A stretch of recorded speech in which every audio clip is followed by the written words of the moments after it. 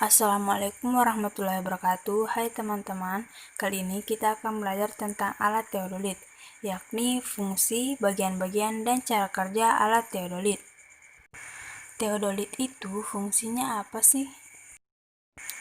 Teodolit berfungsi untuk mengukur sudut secara vertikal dan horizontal. Belajar cara kerja, sebaiknya kita harus mengenal bagian-bagian dari alat yang akan kita gunakan.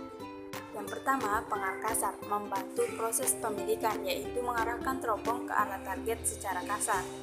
Selanjutnya nomor 2 dan nomor 3. Yang kedua adalah klem pengunci vertikal. Fungsi untuk mengunci teropong agar tidak dapat digerakkan secara vertikal. Nomor 3, penggerak halus vertikal. Berfungsi untuk menggerakkan teropong secara vertikal ke arah rambu ukur. Jadi setelah digerakkan, kemudian kita bisa mengklik nomor 2 atau klem pengunci vertikal.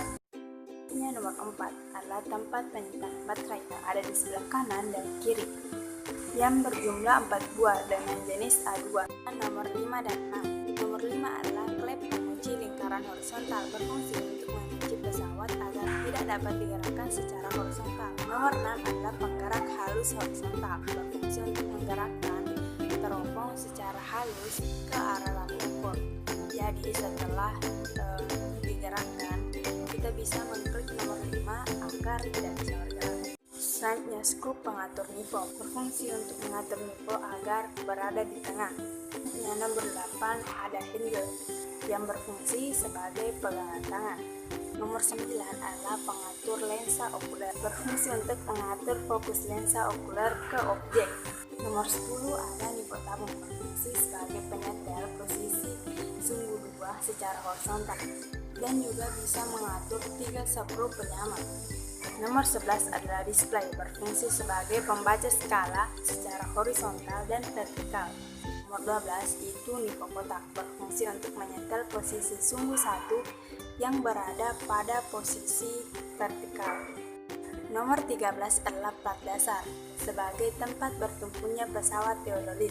Nomor 14 lensa vertikalising, berfungsi untuk melihat dan memposisikan sumbu 1 berimpit dengan titik pesawat atau titik tertentu di bumi. 11 adalah klem pengatur fokus benang, berfungsi untuk memperjelas benang pada lensa. Cara kerja teodolit yaitu tancapkan patok pada tanah,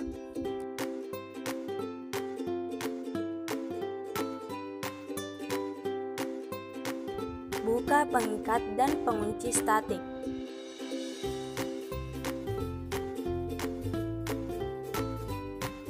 tarik bagian kepala statik dan tetapkan pada ketinggian yang sama. Kencangkan kunci pengikat dan kembangkan kaki-kaki statik. Pastikan kepala statik dalam keadaan datar dan dirikan berdekatan dengan patok.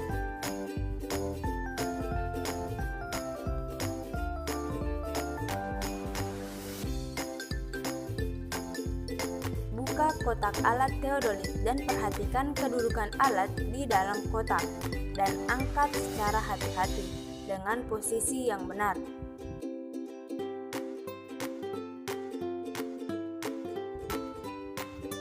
Letakkan alat di atas kaki dan kunci alat. Kemudian lihat nipo kotak. Jika nipo kotak tidak berada di tengah, maka posisi alat sedang miring. Jika gelembung nipo kotak berada di timur, posisi alat tersebut akan lebih tinggi di timur, sehingga kaki di sebelah timur dapat dipendekkan.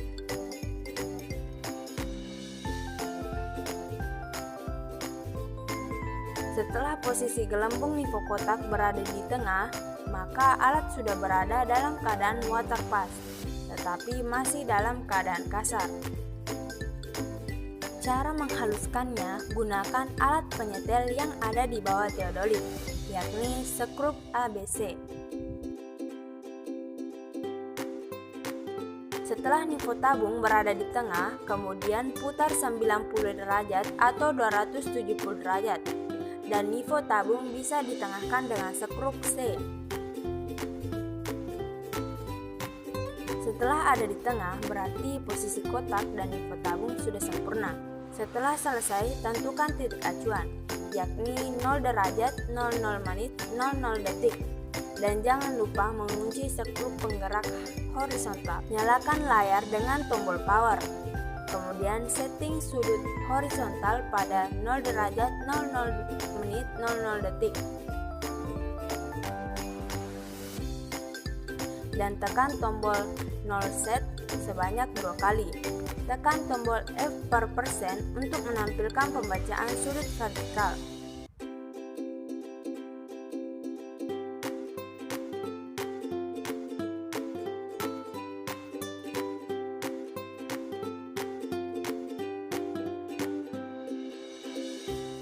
Sekarang teodolit sudah siap untuk digunakan dan Anda bisa mulai bekerja dengan alat ini. Nah, selanjutnya kita akan mempelajari cara menentukan jarak datar, miring, dan elevasi serta koordinat pada teodolit. Yang pertama, jarak datar. Rumus jarak datar dalam kurung benang atas dikurang benang bawah balas kurung dikurang 100 balas kurung sin sudut vertikal pangkat 2. Jarak miring.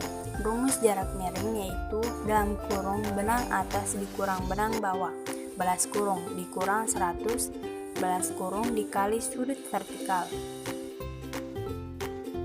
Selanjutnya, elevasi titik target. Rumusnya itu tang dalam kurung 90 dikurang sudut vertikal balas kurung dikali jarak datar tambah tinggi alat dikurang tinggi target. Nomor 4, menentukan koordinat. Rumus menentukan koordinat itu ada 2. Kalau koordinat X itu sin dikali asimut dikali jarak datar ditambah nilai X tepat berdiri alat atau BM1. Sedangkan untuk koordinat titik Y sama dengan cos kali asimut kali jarak datar ditambah nortim BM1 atau Y BM1 sudut tersebut. Perlu diketahui 90 adalah sudut vertikal normal teropong alat ukur.